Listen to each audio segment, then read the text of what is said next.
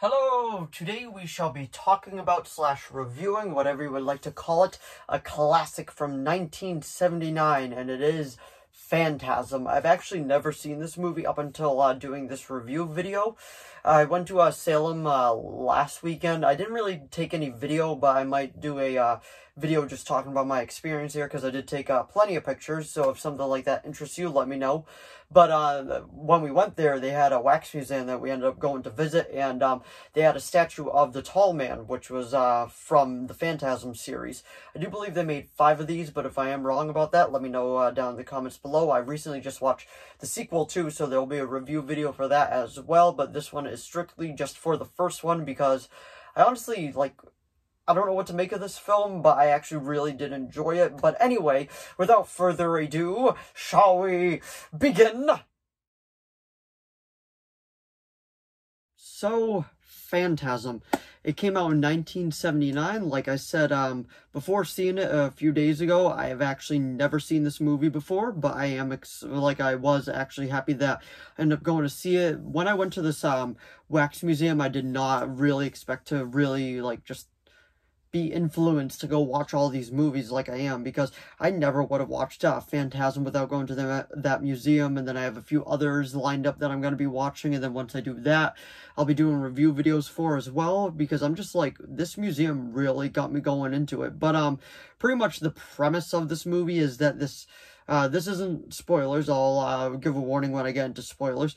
But the premise of this movie is pretty much this kid is kind of goofing around in a graveyard because his uncle, I believe it's his uncle, just died, and they didn't really want him to go to the funeral, so he's kind of riding his dirt bike throughout the cemetery. Then this tall man didn't like that, and he has powers, and he just kind of went like that. He fell off the bike, and then later on, we see that the tall man was able to pick up a casket like this and just put it right into his own hearse, which obviously is not a normal thing and catches the kid off guard, and then a lot of stuff happens, and then it's kind of just it's a lot to take in of a movie, and it left me kind of questioning it, what really happened.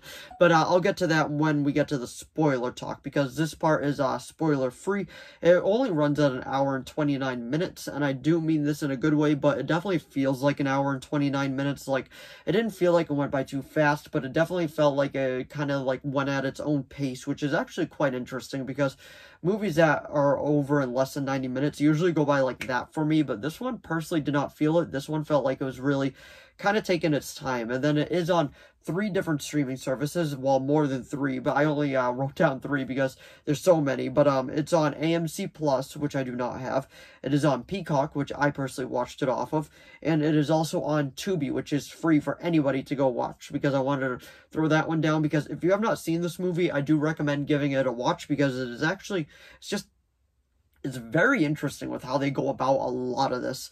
And I think everybody knows, even I knew the weapon from this before actually watching it, the orb that goes flying, and then it goes like this because it has 2 little daggers that kind of digs into your sides, and then a drill comes out and just drills at your head, and then all the blood comes flying out the other side. It is a very WTF design, but it is actually incredibly cool. In fact, I'm going to throw a picture of the orb up here right now, just to give you an idea of what it looks like, because it's interesting. But anyway, it stars Michael Baldwin as, ironically, Mike. He is the main star of it. He is the one that's being harassed by the guy, because his brother is pretty much planning on leaving him, and he's like, "You can't leave me," and then he ends up leaving him and all that. That's not really a spoiler. That is in the opening part of it. And then Angus Scrim, if I mispronounce it, I do apologize, plays the tall man, and I gotta say, he plays him to perfection. He is creepy, he is just menacing, you feel weird looking at him, and the way that he just walks, because the guy is at least 6 feet, he's probably taller, and then the way he just goes after Mikey's like, "Boy!" it is so creepy, and it is so well done. I gotta say, I really enjoyed Angus Scrim as the tall man. I do know that he passed away, so I just want to say rip to him, because it was a great performance, and he did a great job in part 2, and I can't wait to see what he does with the rest of the franchise, because I'm thinking about just watching through this entire franchise and doing review videos for each one. And then the director is Don Casa Carly. I probably mispronounced that. I personally don't know him from anything, but I am excited to see his other work. I don't know if he does the other movies, but I am very happy with what I've seen him do so far, because honestly, this was just a really good movie. But like I said, the plot of it is pretty much straightforward. Like, he pisses this guy off, and then he's just coming after him, but he's coming after him in, like, dreams. There's this one sequence that is famous from this movie. I believe it was in 100 scariest scenes of all time from horror movies. And then it shows this guy, like the kid in bed, and then he wakes up and he's in the graveyard, and the tall man is just hovering over him like this. It is just so creepy, and he's just screaming. And honestly, Angus Scrim, the tall man, he doesn't have a lot of dialogue in this movie, but when he does, like, he delivers. He is creepy. He is menacing. He's just coming at you, like, and the way that he can walk is just so, like, just so menacing.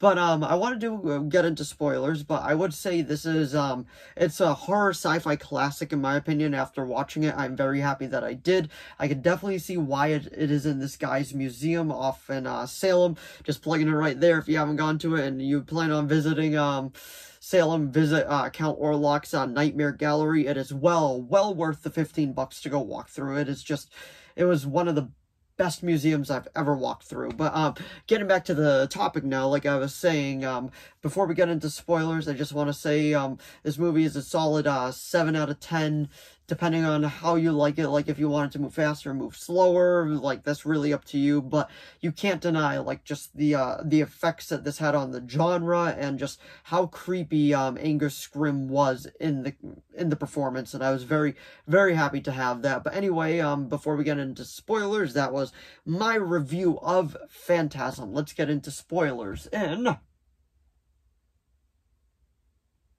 spoiler time.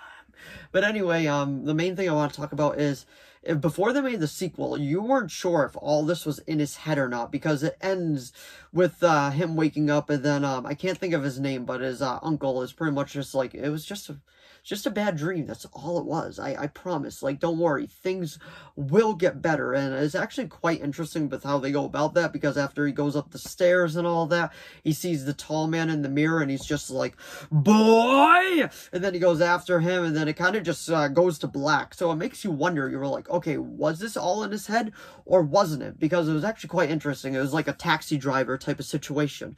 And I feel like this movie definitely made people, like, debate it after it came out, like, when it came out to the theaters in 1979, being like, okay, was all this real, or was this all just a hyper imagination because his brother actually died in real life and he really couldn't come to accept it? So, like, what happened? But the sequel does address it, which, if you saw the sequel, spoiler alert for the sequel coming after you in 5, 4, 3, 2, 1.